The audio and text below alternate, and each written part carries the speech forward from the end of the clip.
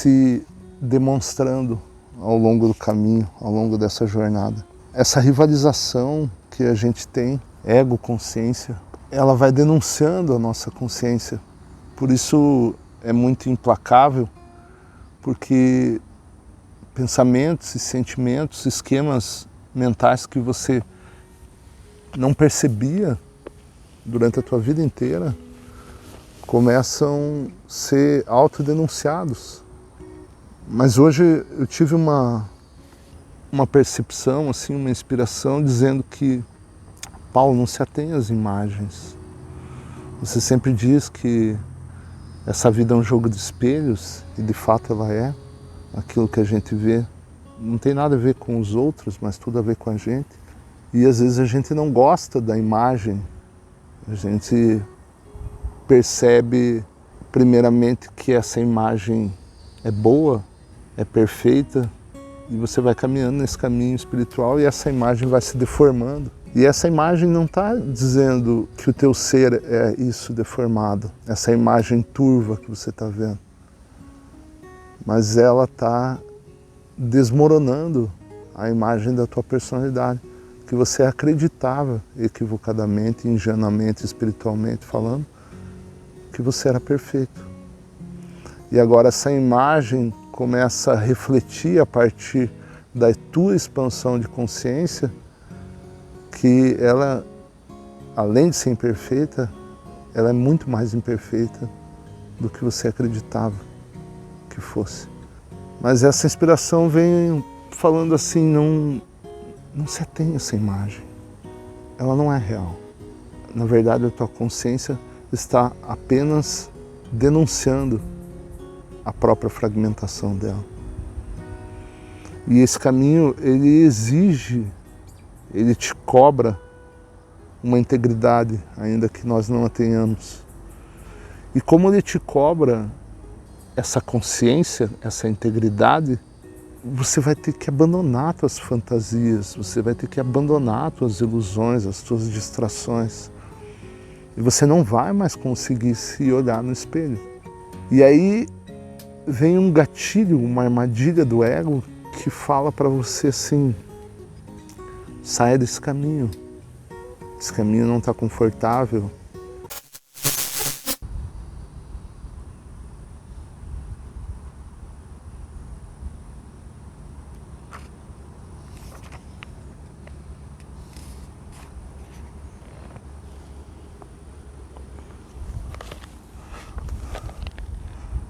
Olá, bom dia, tudo bem?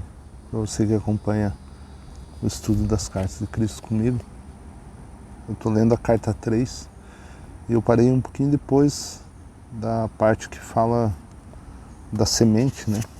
O que é uma semente? Esse plano elaborado, ordenado, perfeito, que cada um de nós carrega dentro do próprio ser, mas que fica ali de maneira latente, até que a pessoa desperte através das experiências da vida, acorde e se lance nesse reconhecimento de si mesmo. Eu estava até agora escrevendo um texto para um amigo, onde eu finalizei o texto dizendo assim, o inimigo é interno e a bem-aventurança também.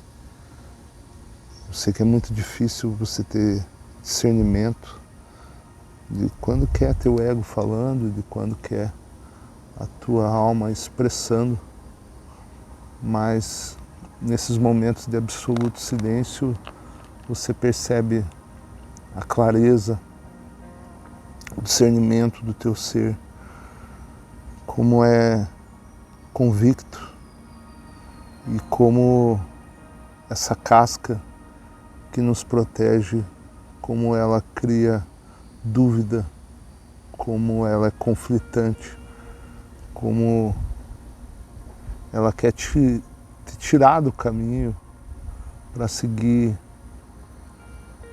talvez um caminho mais confortável aparentemente, mas que ao longo da vida são meras ilusões, distrações. Mas tem uma parte nas cartas que diz, Cristo está fazendo um apelo, né, na tua caminhada espiritual, e ele diz assim, que não haja ilusões, porque elas são muitas. É preciso muita coragem, muita paz, muita meditação, muito diálogo interno, muita reflexão para você ouvir a tua alma nesses momentos de conflito interno, sempre interno. O inimigo é interno e a bem-aventurança também.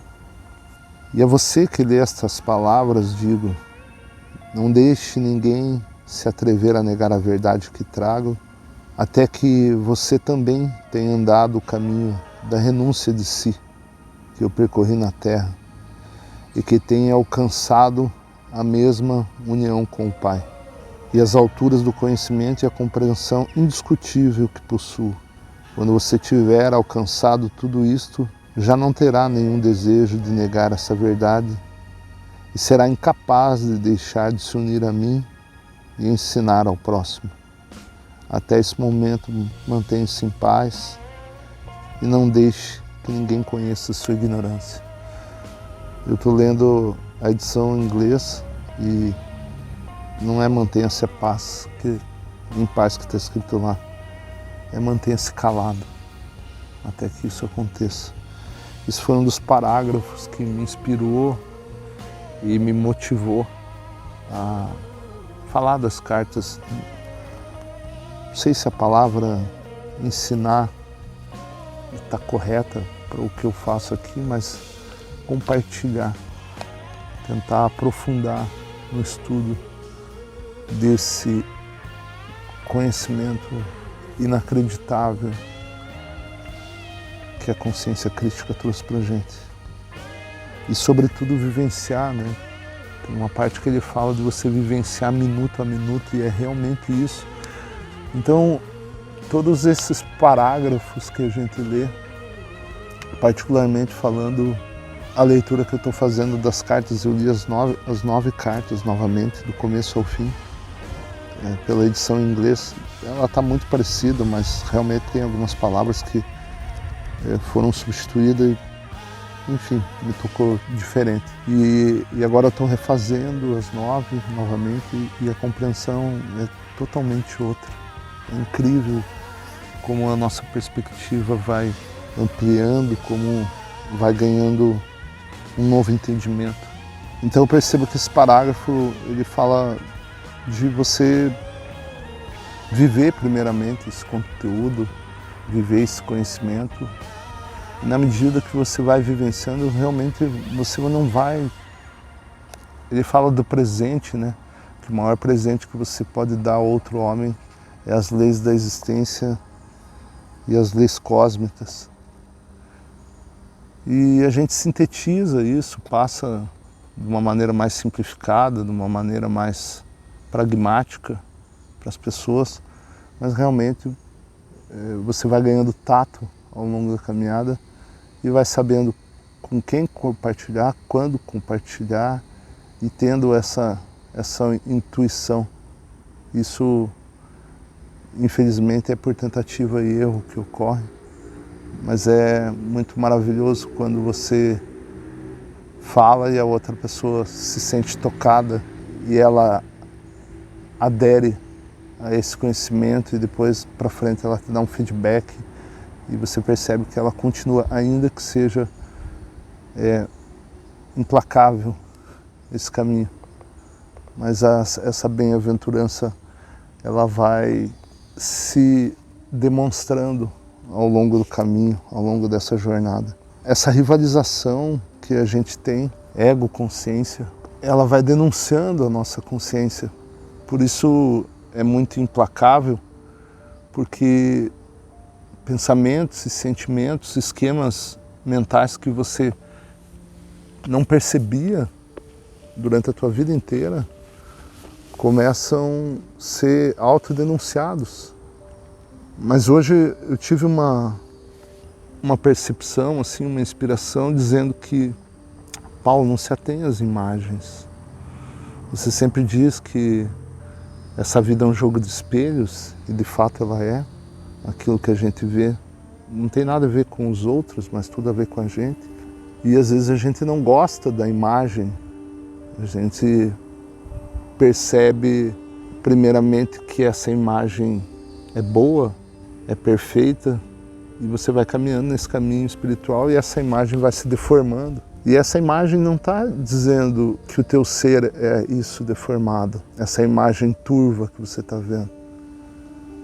Mas ela está desmoronando a imagem da tua personalidade, que você acreditava equivocadamente, ingenuamente, espiritualmente falando, que você era perfeito.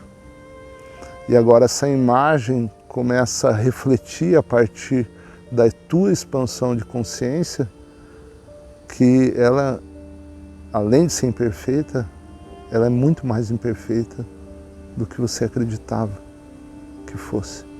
Mas essa inspiração vem falando assim, não se atenha a essa imagem. Ela não é real. Na verdade, a tua consciência está apenas denunciando a própria fragmentação dela.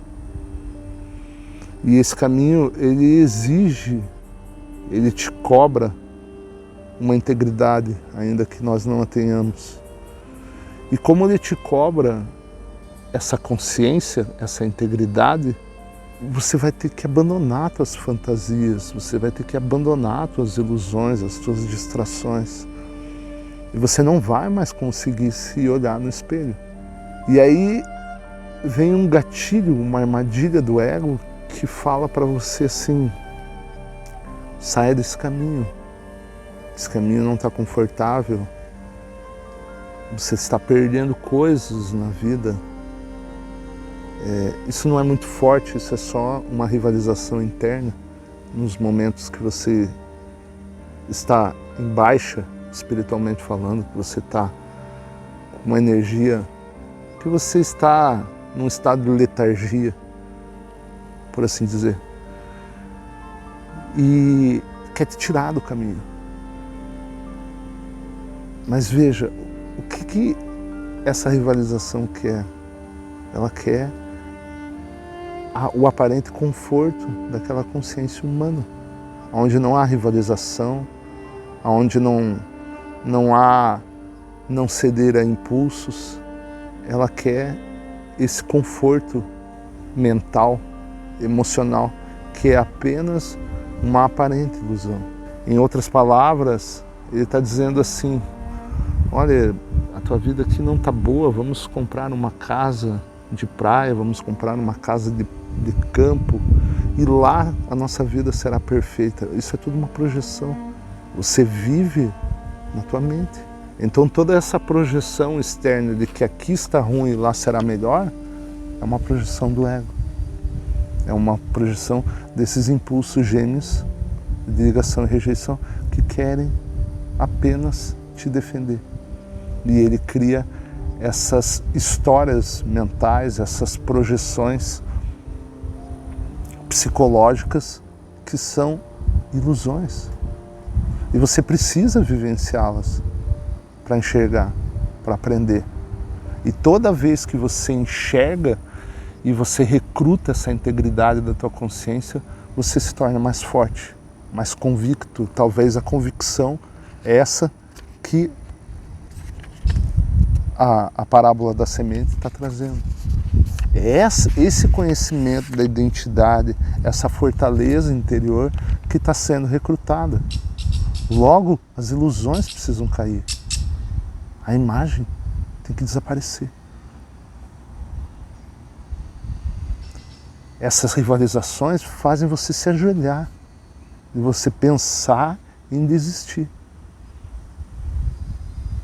Mas são meros impulsos que estão tentando te distrair, te tirar do verdadeiro caminho, do qual você conquistou agora de fato, um estado de consciência.